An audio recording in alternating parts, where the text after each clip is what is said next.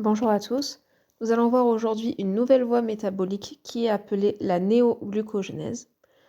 Donc cette fois-ci, il ne s'agit pas d'une voie catabolique, mais d'une voie anabolique qui va permettre ici de produire une molécule et plus particulièrement le glucose. La néoglucogénèse va être particulièrement importante pour certaines cellules dites cellules glucodépendantes qui vont avoir uniquement comme carburant énergétique le glucose. C'est le cas notamment pour les globules rouges. De ce fait, la néoglucogénèse va se réaliser lorsque l'organisme est en manque de glucose, notamment suite à une période de jeûne. Pour résumer, la néoglucogénèse, elle va se faire au niveau principalement des cellules hépatiques. C'est possible également d'avoir de la néoglucogénèse au niveau du rein, mais c'est très minoritaire.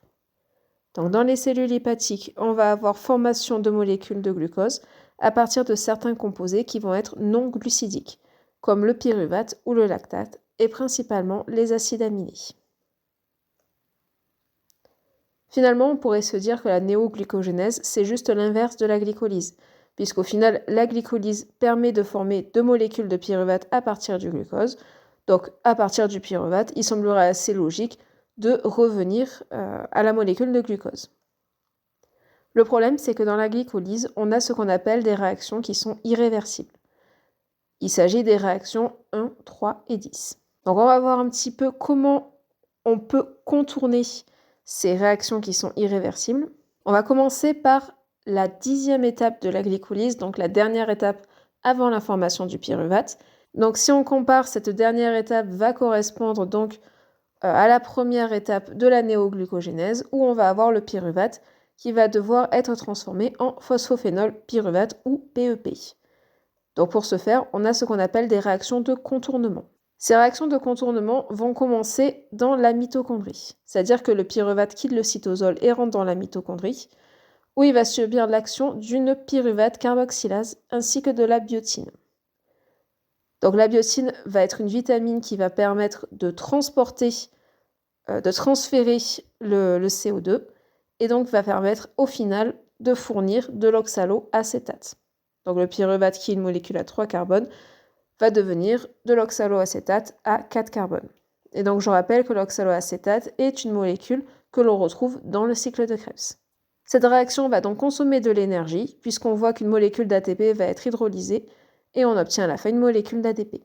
Par la suite, l'oxaloacétate va se retrouver bloqué au sein de la mitochondrie. L'oxaloacétate ne peut pas sortir et il va donc être transformé, du moins réduit, en une molécule appelée le malate, grâce à une enzyme, la malate déshydrogénase. Le malate peut ensuite quitter la mitochondrie et va rejoindre le cytosol. À ce moment-là, le malate va être réoxydé en oxaloacétate, de nouveau grâce à une malate déshydrogénase, mais cette fois-ci, ce ne sera plus une malate déshydrogénase mitochondriale, mais une malate déshydrogénase cytosolique. Donc, à partir de ce moment-là, l'oxaloacétate est de nouveau dans le cytosol. On obtient donc la dernière réaction de ces réactions de contournement, où l'oxaloacétate va subir l'action d'une PEP carboxykinase, et il va y avoir utilisation, ou plutôt hydrolyse d'une molécule de GTP pour produire le phosphophénol pyruvate, ainsi qu'une molécule de CO2 et enfin du GDP. Par la suite, toutes les étapes vont être communes à la glycolyse, sauf encore deux autres étapes. Ce sont les étapes que l'on va retrouver ici. Donc dans la glycolyse, on a l'étape 3 où on a l'action de la phosphofructokinase qui va permettre d'obtenir un fructose 1,6-biphosphate qui est également une réaction qui est irréversible. On a également une autre réaction irréversible qui est la première où on a la phosphorylation du glucose qui va devenir du glucose 6-phosphate, donc toujours dans la glycolyse. Dans la néoglucogénèse, finalement, ça va être assez simple puisque c'est simplement des enzymes qui vont avoir une autre action, donc la fructose 1,6-biphosphate et la glucose 6-phosphatase, qui vont en fait agir comme des hydrolases. Elles vont utiliser des molécules d'eau. Donc, dans l'étape 8 de la néoglucogénèse, on va avoir le fructose 1,6-biphosphate qui va devenir du fructose 6-phosphate grâce à l'action de la fructose 1,6-biphosphate et également dans la dernière étape, le glucose 6-phosphate qui va subir l'action de la glucose 6-phosphatase pour devenir du glucose. Donc je rappelle que toutes les autres étapes de la glycolyse sont réversibles. On va donc les retrouver dans la néoglucogénèse. Au final, lorsque on observe le bilan énergétique, on peut voir que 2 pyruvates ainsi que 4 ATP, 2 GTP, 2 NADH, H+, et 4 H2O vont permettre d'obtenir une molécule de glucose ainsi que 4 ADP, 2 GDP et 2 NAD+. Les 4 ATP vont être hydrolysés dans les différentes étapes, donc l'étape 1 qu'on a vue au tout début, ainsi que l'étape 4, je rappelle, commune à la glycolyse. Le GDP va être hydrolysé lors de l'étape 1. Et le NADH-H+, va être utilisé lors de l'étape 5, commune à la glycolyse également.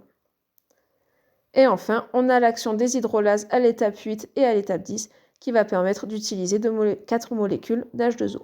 On peut donc voir que la néoglycogénèse est une voie métabolique qui est très énergivore. En effet, on a hydrolyse de 4 molécules d'ATP et de molécules de GTP pour produire à la fin une molécule de glucose. Il est également possible d'obtenir du glucose à partir du lactate.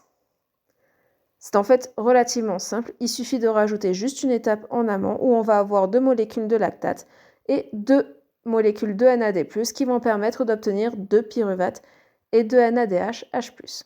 Donc c'est le cycle du glucose-lactate qui est également appelé le cycle de Cori, donc qui va se réaliser au niveau des cellules hépatiques et le lactate aura donc en amont quitté la cellule musculaire dans laquelle il aura été produit. Donc cette réaction nécessite la lactate déshydrogénase qu'on a déjà vu dans une précédente vidéo. Donc au final, si on veut travailler efficacement la néoglucogénèse, qu'est-ce qu'on peut faire pour essayer de mémoriser cette voie métabolique qui est donc anabolique? Il va être important de retrouver les différentes étapes. Donc, dans cette vidéo, j'ai présenté uniquement les étapes qui étaient irréversibles et donc propres à la néoglucogénèse. Les autres étapes correspondent donc aux étapes de la glycolyse qu'il faut donc connaître. Il va également être très important de se localiser dans la cellule. La néoglucogénèse fait intervenir la mitochondrie et il faut donc être capable de comprendre à quel moment de la néoglucogénèse on va avoir utilisé de la mitochondrie et pourquoi est-ce qu'on a besoin de la mitochondrie pour réaliser la néoglucogénèse. Pour finir, il faut également se localiser dans l'organisme. En effet, on sait que la fermentation lactique va se dérouler dans le muscle, on sait que la néoglucogénèse va se dérouler dans le foie, et il faut à chaque fois avoir bien en tête les transports, les transferts des différentes molécules au sein de l'organisme. Donc pour vous aider dans ce travail, je vous laisse le lien qui s'affiche à présent, où vous avez différentes ressources qui concernent tout le domaine de la biologie, que ce soit la biologie, la biochimie, la génétique, etc.